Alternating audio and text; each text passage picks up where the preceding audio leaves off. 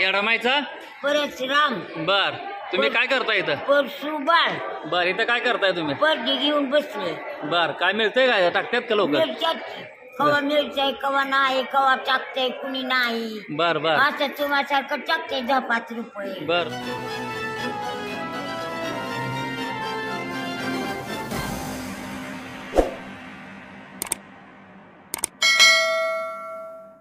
नमस्कार, MS मराठीमध्ये आपल्या सर्वांचं स्वागत. मी नाथा सावंत. महाराष्ट्र हे संतांची भूमी आणि खास करून या महाराष्ट्रामध्ये देवदेवतांची मंदिरं प्रचंड प्रमाणात आहेत. त्यापैकीच एक धाराशिव जिल्ह्यातील हे येडेश्वरी, ज्याला येडामाईसुद्धा असं म्हटलं जातं, खरा इतिहास.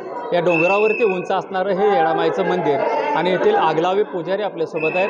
महाराज, काय सांगाल ह्या देवीचं वास्तव या डोंगरावरती कशा पद्धतीने आणि कधीपासून झालं आणि काय आख्यायिका आहे?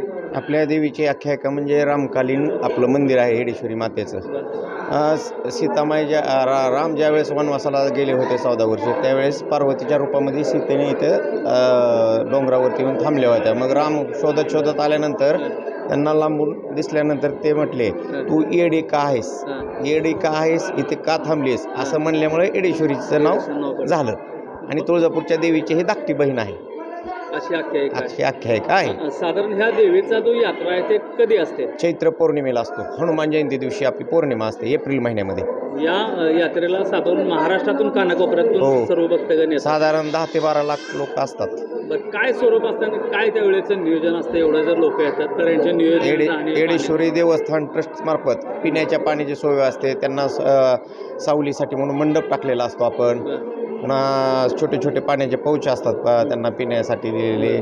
पोलीस प्रोटेक्शन असतं. दवाखान्याचे ॲम्ब्युलन्स असतात. पुन्हा येरमाळा गावातील मानकरी आमचे पुजारी मंडळ ही पालखी घेऊन येरमाळा गावामध्ये एक आमराई डेरा म्हणून एक वास्तव्याला 5 दिवस असतात. तिथं घेऊन जातो आम्ही.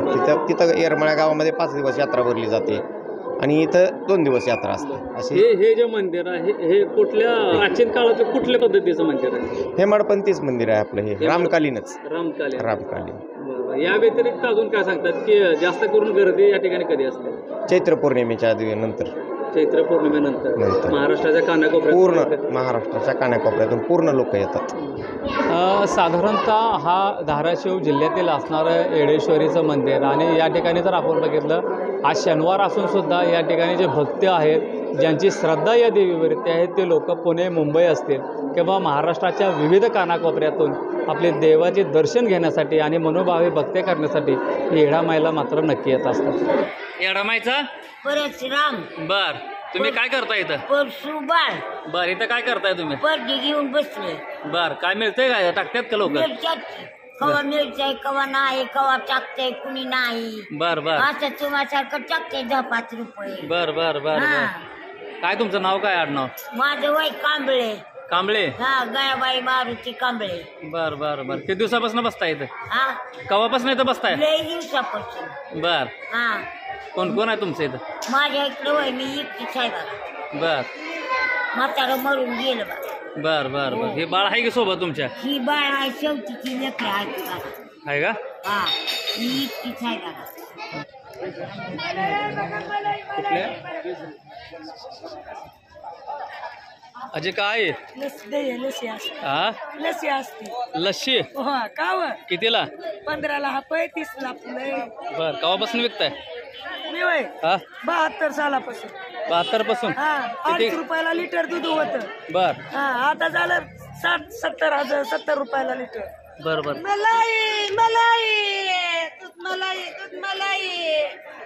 आपण सध्या येरमाळा या ठिकाणी आलेलो आहोत. येडेश्वरी देवस्थान या ठिकाणी आपण आलेलो आहोत आणि आमचे सगळे मित्रपरिवार या ठिकाणी चला म्हणले येडामाईला, चला तर चला, अशा पद्धतीने आपण सध्या येडेश्वरी प्रसन्न येडामाईला या ठिकाणी आलेलो आहोत.